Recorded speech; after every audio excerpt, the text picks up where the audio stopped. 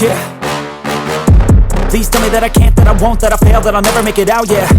Please tell me all the bad, never good, fill my head full of every single doubt, yeah. Please say any negative thoughts, I pop off when I hear people say I cannot. I get off to the thought of proving everyone wrong, I won't stop to the top, so you better back off and get lost. I'ma stay loud, stay proud, never running out, never heading south. I'll be spreading out, call it word of mouth, can't put me down, I'll be getting loud. You can have your doubts, not what I'm about, have your cloud, it be raining now, I keep making sound, go another round, I'm legend bound, can't stop me now. You don't wanna fuck with me, a slow burn like a disease. Just tell me that I can and I'll show you things that you couldn't believe. Just tell me that I can, just tell me that I can. Welcome back to another episode of Rob Sports Center.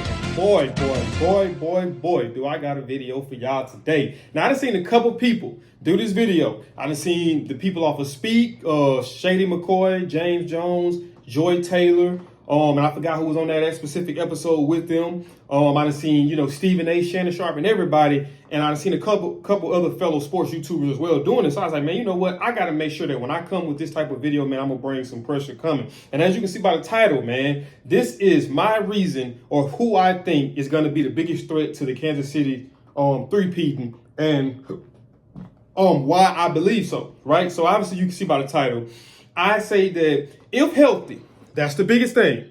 If healthy, Joe Burrow is a problem. And that's the Cincinnati Bengals. So I feel that the Cincinnati Bengals will be the biggest threat to them. Reason why I say Buffalo not necessarily is because they lost Stephon Diggs. So we kind of got to see how their offense is going to be with losing Stephon Diggs and Gabe Davis. Then you got to think about Lamar and them. I mean, they got Derrick Henry, but I still think that they got a little ways to go. You never know, though. But I do believe if healthy, Cincinnati will be them. So I just wanted to kind of get you guys to understand the greatness of Joe Burrow, because I was one of those people who wasn't sold on Joe Burrow. I'm going to be completely honest with you. I was not. I was one of those people that when everybody was yelling Joe Burrow, I was like, oh, he all hype. My uncle used to call him Brady Burrow. And I was like, huh? And he's a Tom Brady fan. And I'm like, huh? So I was like, oh, that's disrespect. I don't want nothing to do with him. But what made me gain respect for this dude, and it's going to be like a little brief story before I get into the actual video, man. So, I'm assuming if you're a Cincinnati fan, or if you're a Joe Burrow fan, or if you're just a sports fan and you want to hear some good sports analysis, then you're going to stay regardless if I tell you this little small story before I get into the actual reason why. So what made me gain my respect for Joe Burrow was the year that they went to the Super Bowl, right? I hadn't really watched Joe Burrow ever, consistently. Even in the national championship, I watched bits and pieces, but I didn't watch the full thing.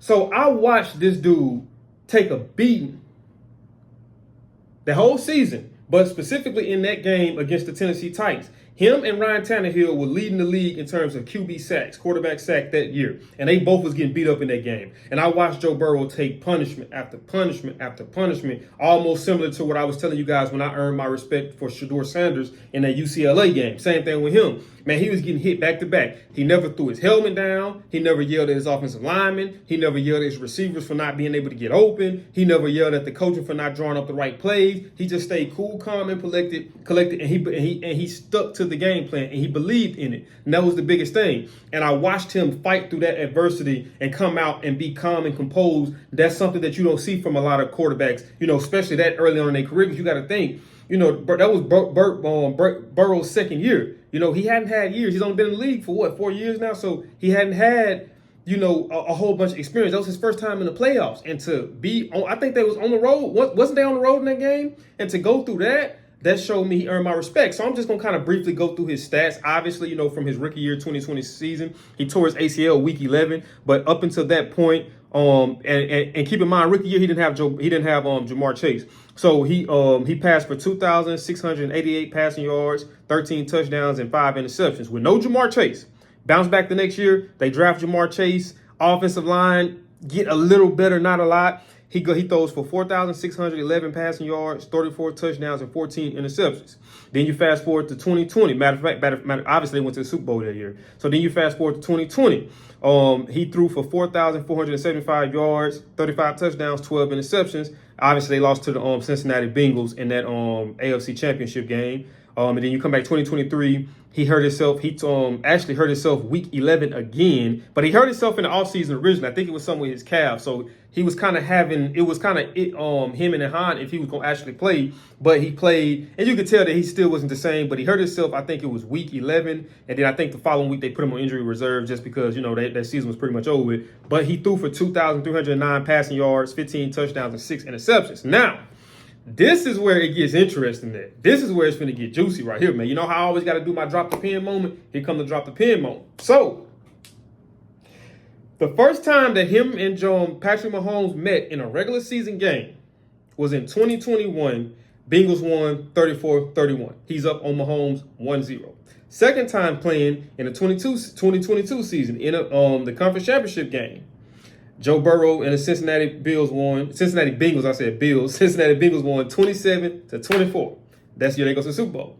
Third time playing was in 2022 season. Yes, that was after, going into the 2023. Cincinnati wins 27-24. So he actually went up 3-0 on Patrick Mahomes. Now, y'all know I'm a big Mahomes fan. So I was nervous every single time Patrick Mahomes faced this guy because I knew. So the year that and I'm finna fast forward, I was nervous when I knew that I was saying, bro, if they got to play Cincinnati, Mahomes might not be going to the Super Bowl this year. So we fast forward to that. The fourth time them playing was in that 2023 season, conference championship lost to the Chiefs 23-20. Now, if any of you guys know, and if any of you guys done your research, for one, if you look at those games, all those games was really decided off of 3 points. So it was a close game. It's not like Joe Burrow just, wiped Mahomes just wiped it, just dominated him. It just was small room for error. So it could have been something that the Chiefs didn't do properly on offense, defense, special teams, or somewhere they didn't execute, and that led to them, coming up a little short. But if you paid attention in that game, the reason why I feel Kansas City won, and I could be wrong. Kansas City fans, if you think I'm wrong, let me know in the comments why I'm wrong. But Patrick Mahomes takes off scrambling. I think it was third down. He takes off scrambling. He's going out of bounds. The linebacker hits him even though he's going out of bounds. The guy that was behind the linebacker, when he seen him hit Mahomes, you look at the replay, he did just like this. He dropped down. Refs throw the flag. Unnecessary roughness. They put him in field goal range, kick field goal, game over with. But ultimately, because that penalty put them in field goal range.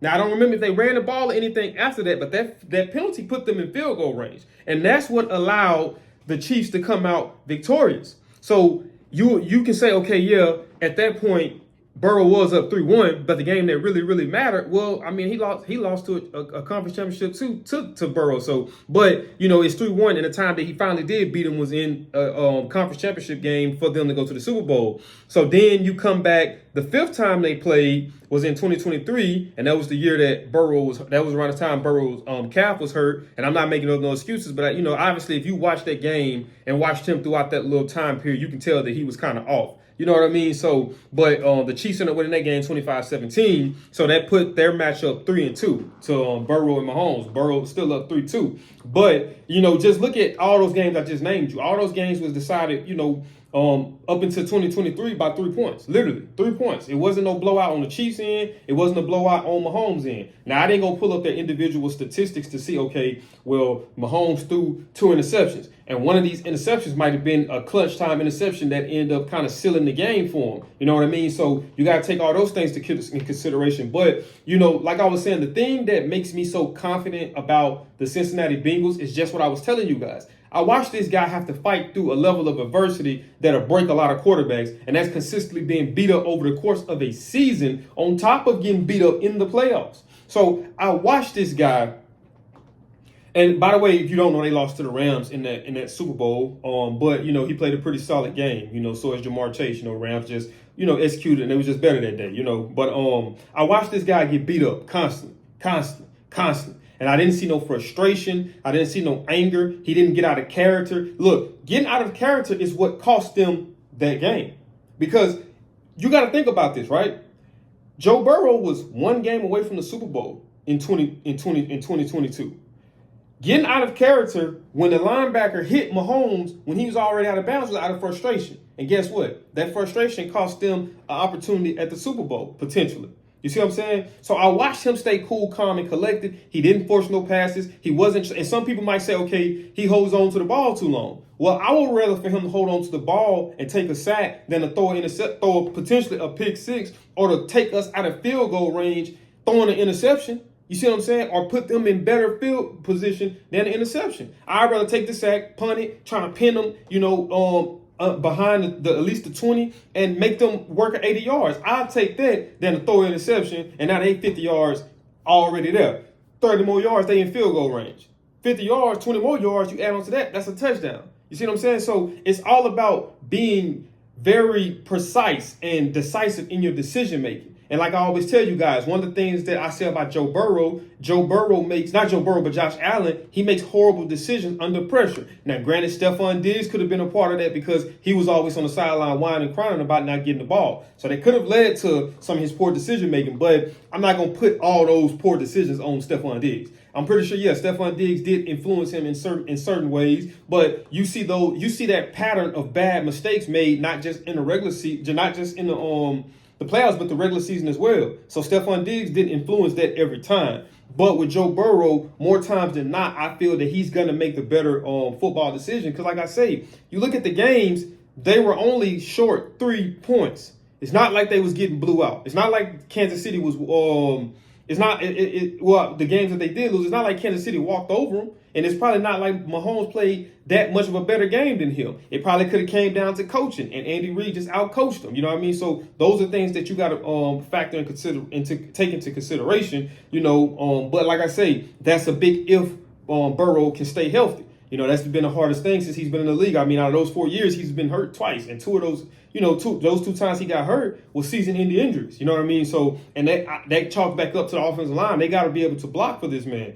But, I think that at the same time, this window now is kind of thin because if they lose if they don't make it, they're going to have to pay Jamar Chase or they're going to have to pay T. Higgins because Burrow obviously is going to get taken care of. Or, I'm not quite sure if he's been taken care of yet, but he will be getting taken care of. So you got to take that into consideration. Now you lose that threat. You're not saying that he can't be replaced, but, it might not be that year. It might be the next year or 2 years later from that. So, you just never really know. But that's my take on that. If you're a Kansas City fan, let me know what you think. And if you're a Cincinnati fan, let me know what you think. Like I said, don't hold back in the comments, man. I don't want y'all to pull no punches. I'm not ducking no comments. You know what I mean? I'm down to have a debate because I feel like I can debate it. But, that is it for this video, man. If you did enjoy this video, do me a big favor, man. Smash this thumbs up button. Also, if you're new to the channel, man, make sure you subscribe. And when you subscribe, man, because you're going to subscribe, if you're looking for some of the best sports analytics on YouTube, then you're on the right channel. So if that's the case, then go ahead and subscribe and click that post notification bell. That way you'll be notified every time I upload, man, because I got these videos coming back to back and you don't want to miss no upload, man. So stay tuned. I'm out this thing and I'll see y'all in the next video. Peace.